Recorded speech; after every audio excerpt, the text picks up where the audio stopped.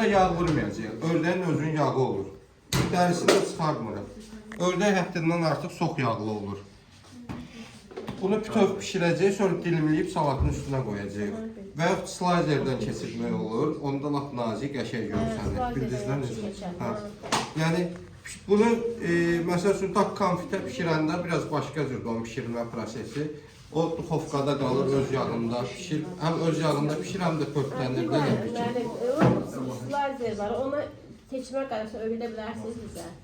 Gələn dərs mən gətirərəm, slayzer göstərərəm, problem yox.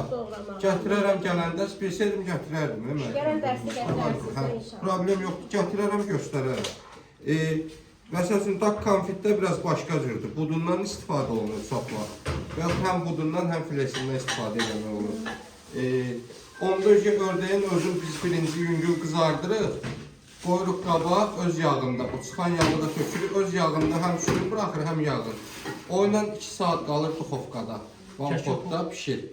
Onda içi zadı tam pambıq kimi olur. Sonra çıxardıb bir dənə yüngül qızardıb, sozunu əlavə edirik. Məsələn, hoasin sosu biraz üstünə vuranda, qızardanda dadlı olur. İnşallah gələn dərslərdə ondan da eləyərik, görərsiniz.